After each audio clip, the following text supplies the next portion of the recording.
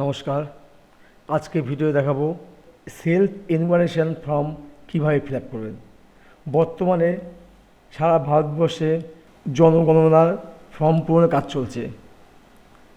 আমরা সেই কাজটি দেখাবো ডিজিটাল মাধ্যমে কিভাবে এই ফর্মটি ফিল আপ করতে হয়। আগে যেটা ছিল ম্যানুয়াল ছিল, এখন বর্তমানে কিন্তু ডিজিটাল ব্যবস্থা হয়েছে। এতে সুবিধা কি, যারা বাইরে থাকে তারাও কিন্তু এই ফর্মটা ফিল আপ করতে পারবে এবং নির্ভুলভাবে ফিল আপ করতে পারবে, আর সমস্ত তথ্য থাকবে গোপন। তো চলুন আজকে ভিডিওতে আমরা দেখে নিই সেলফ এনুমারেশন ফর্ম কীভাবে ফিল আপ করে। প্রথমে এখানে লিখতে হবে, এখানে আমি ওয়েবসাইটে লিখলাম, লেখার পরে এন্টার ক্লিক করলাম। লেখা আছে ac.census.gov.in। এই সাইটটি লিখে এন্টার করলেও কিন্তু খুলে যাবে। খুলে গেছে। খোলার পরে আমি কিন্তু এখানে চলে আসব। একদম প্রথমে ফার্স্ট পেজে যেটা দেওয়া আছে স্টেট, আমি স্টেটটি কিন্তু ক্লিক করব। ক্লিক করার পরে যেহেতু আমি থাকি ওয়েস্ট বেঙ্গল, আমি ওয়েস্ট বেঙ্গল ক্লিক করব। যে স্টেট থাকে সেই স্টেটটা কিন্তু উল্লেখ করবে। আমার স্টেট ওয়েস্ট বেঙ্গল। ক্লিক করলাম, এখান থেকে ওকে করে বেরিয়ে আসলাম। এরপরে লেখা আছে name of the head of the house hold, পরিবারের যে প্রধান তার নাম লিখতে হবে। আমি তার নাম লিখে দিচ্ছি। এখানে পরিবারের প্রধানের নাম লিখতে হবে এবং ইমেল অ্যাড্রেস থাকলে ইমেল অ্যাড্রেস লিখবে। এখানে রেজিস্টার মোবাইল লিখবে। লেখার পরে এই ক্যাপচার কোডটা এখানে বসাতে হবে। বসিয়ে কিন্তু গেট ওটিপি, ফোনে ওটিপি আসবে রেজিস্টার মোবাইলে, সেই ওটিপিটা বসিয়ে আমি কিন্তু এটা লগ ইন করতে পারবো। গেট ওটিপিটা ফোনে আসবে। ফোনে আসার পরে কিন্তু আমি ওটিপি বসিয়ে আমি কিন্তু মেন পেজে ঢুকে যাব। ওটিপিটি বসিয়ে আমি এখানে ল্যাঙ্গুয়েজ চুজ করে নেবো। আমার যেটু বাংলা করলাম, যে অসমিয়া, হিন্দি, ইংলিশ, যার যেটা সুবিধা সে সেটা করে নেবে। করে নিয়ে এখানে ক্যাপচা কোডটা আবার বসাবো, ভেরিফাই ওটিপি করব। আমার কিন্তু মেন পেজটা খুলে গেছে। এখান থেকে ওকে করে বেরিয়ে আসছি। এরপরে কিন্তু একটা করে এরপরে কিন্তু প্রত্যেকটা পয়েন্ট ঠিকঠাক করে ফিল আপ করতে হবে, ভুল না হয়। ওয়েস্ট বেঙ্গল লেখা আছে, ডিস্ট্রিক্ট কী আছে, যার যে ডিস্ট্রিক্ট সেটা লিখবে। আমি আমার ডিস্ট্রিক্ট লিখলাম, পিনকোডটা লিখে নিলাম, গ্রাম, শহর, এলাকা সব লিখব, হ্যামলেট, উল্লেখযোগ্য স্থান যা আছে লিখব।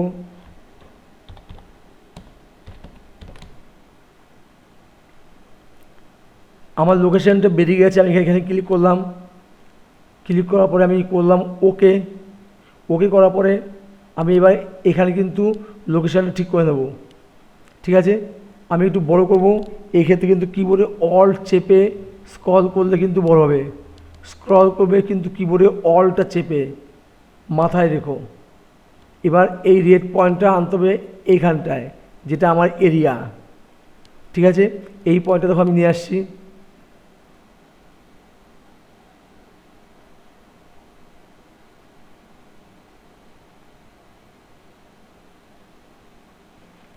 আমি ঠিক পরে ছেড়ে এলাম। ছেড়ে দেওয়ার পরে দেখুন, যদি ঠিক থাকে তাহলে অবস্থান নিশ্চিত করুন, আর যদি ভুল থাকে বাতিল করুন। আমি এখানে ক্লিক করলাম। এরপরে কিন্তু এখানে আছে সেভ করুন, পরবর্তী পর্যায়ে এগিয়ে যান, রিসেট করুন। আমি এটা মুছে ফেলতে পারি বা সেভ করতে পারি। আমি সেভ করলাম। সেভ করার পরে যদি ঠিক থাকে আমি হ্যাঁ কিতে ক্লিক করব। এরপরে আমার কিছু প্রশ্ন করবে, সেই প্রশ্নগুলি আমার অ্যান্সার দিতে হবে। সেন্সাস গৃহের মেঝের প্রধান উপাদান মাটি, কাঠ, বাঁশ, পোড়া ইট, পাথর, সিমেন্ট, মোজাইক, অন্যান্য। বাড়ির মেঝে কি আছে সেটা আমি কিন্তু উল্লেখ করেছি। আমার যেহেতু পাথর আছে আমি পাথর উল্লেখ করলাম।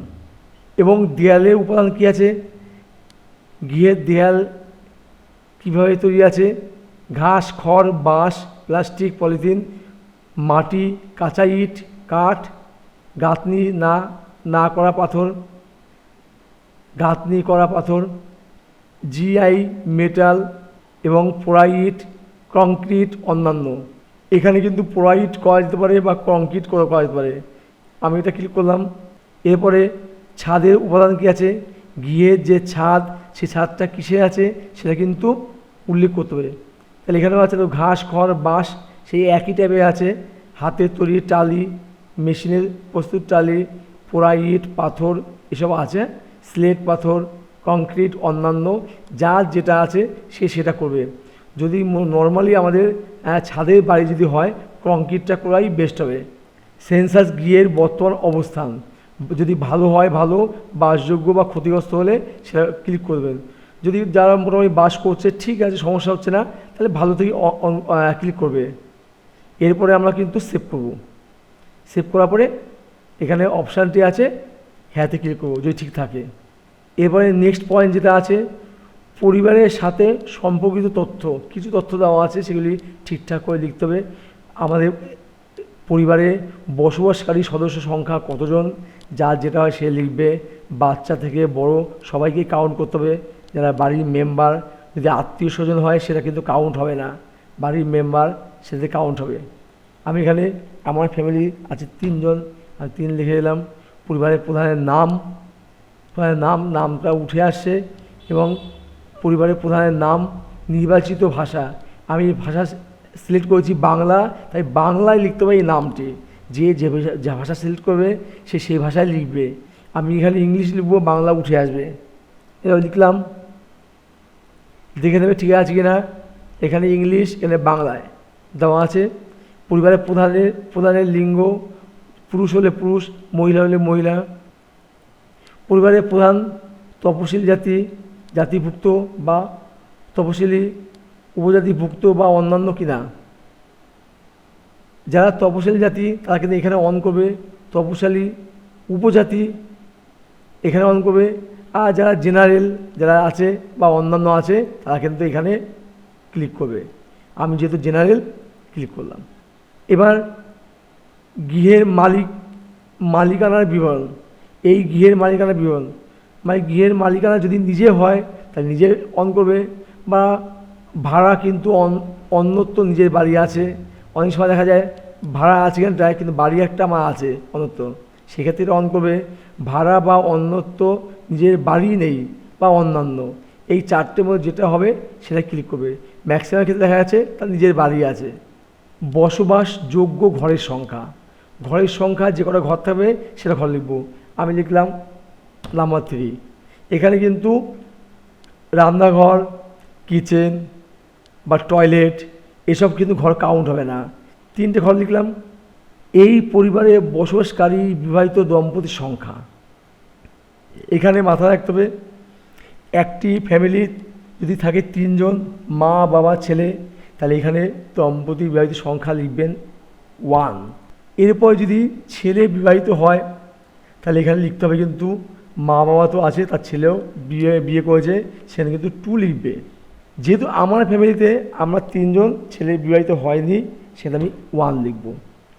এরপরে সেভ করতে হবে, যদি সব ঠিক থাকে সেভ করলাম এবং হ্যাঁ করলাম।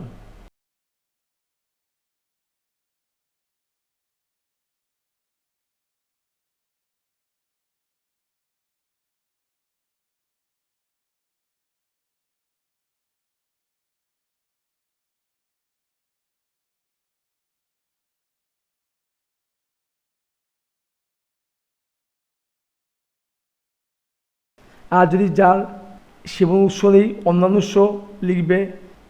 এরপরে কী আছে, পানীয় জলের উৎসটি কোথার থেকে, এই জলটি আসে কোথাতে, একটু দূর থেকে আসে, তা দূরে লিখব। যাদের বাড়ির চৌহদ্দির মধ্যে আছে বা বাড়ির চৌহদ্দির কাছে সুযোগ সুবিধা সেটা অপশন আসবে, সেগুলো আমাদের জলটি দূর থেকে আসে, তাই দূরে লিখলাম। পানীয় জলের আলোর প্রধান উৎস, পানীয় জলটা আলো থেকে, বিদ্যুৎ, কেরোসিন, হ্যান্ডপাম্প, টিউবওয়েল, ঝর্ণা জল, নদী, খাল, অন্যান্য তেল, মোটামুটি অন্য কোনো উৎস বা আলোর ব্যবস্থা থাকছে।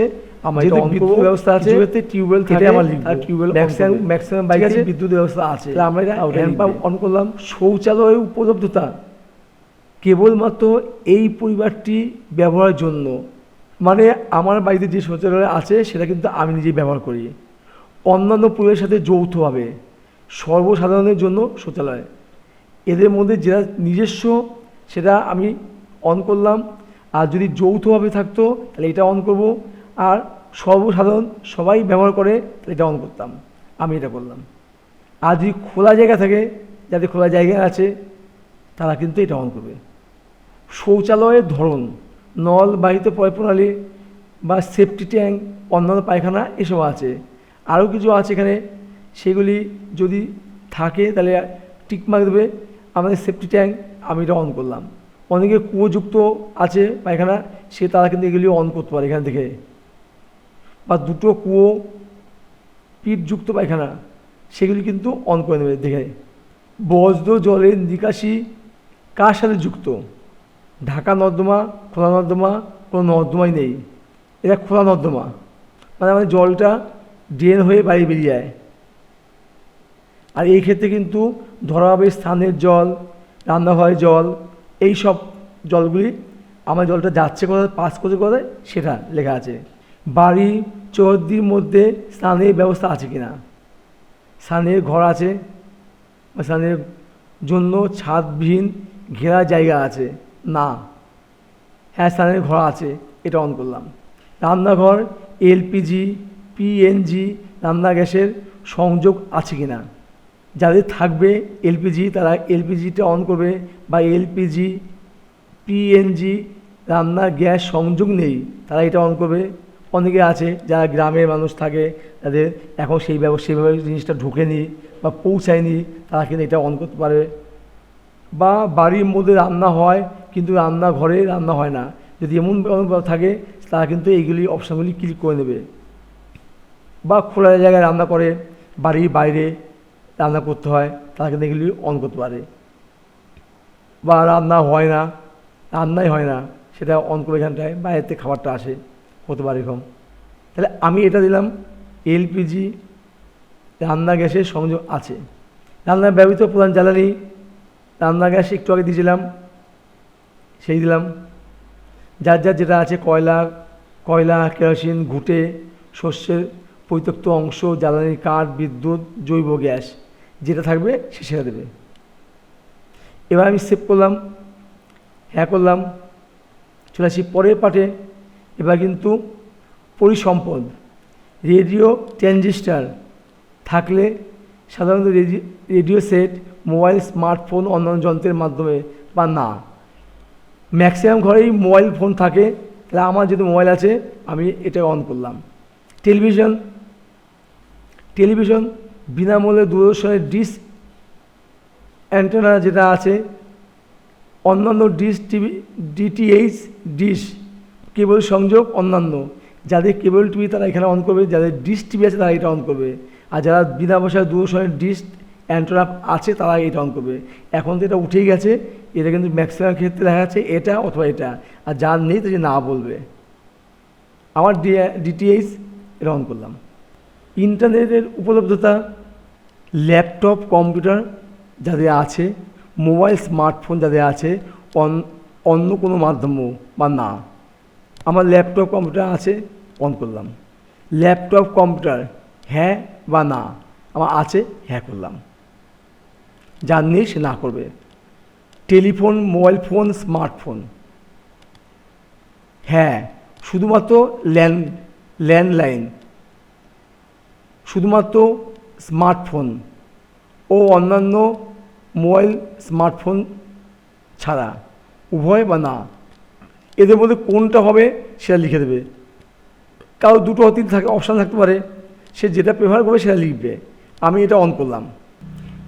সাইকেল এবং স্কুটার বা মোটরসাইকেল অবলিক মোপেড যাদের আছে, সাইকেল অন করবে, স্কুটার মোটরসাইকেল যেটা থাকে সেটা অন করবে, বা দুটোই আছে, সাইকেল আছে এটা আছে, দুটোই আছে, তাই দুটোই আছে, দুটো অন করলাম।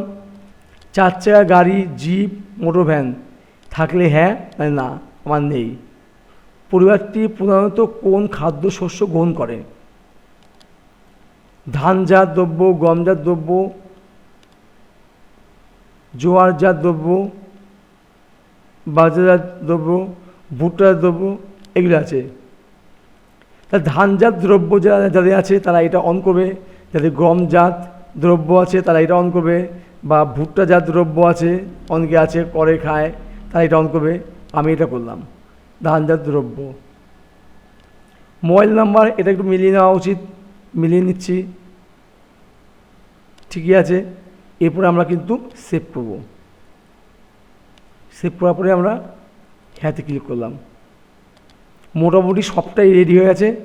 দেখো প্রিভিউ দেখিয়েছে, পরিবারে দেওয়া তথ্যের বিবরণ, এই সব দিয়েছে। এবার চেক করে নিতে পারো, চেক করে দেবে।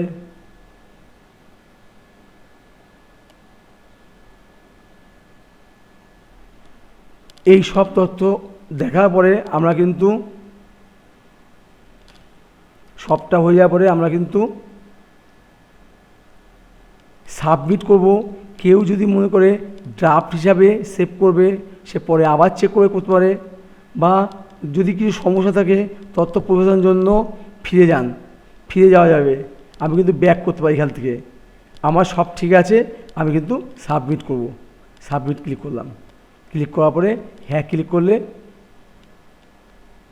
এটা আমার কাছে চলে আসছে। এই নাম্বারটি আমার মূল্যবান নাম্বার। এই নাম্বার যারা আসবে তাদেরকে এই নাম্বারটা দেবো, প্লাস আমার মোবাইল নম্বরে বা ইমেলে এই নাম্বারটা কিন্তু চলে আসছে অলরেডি।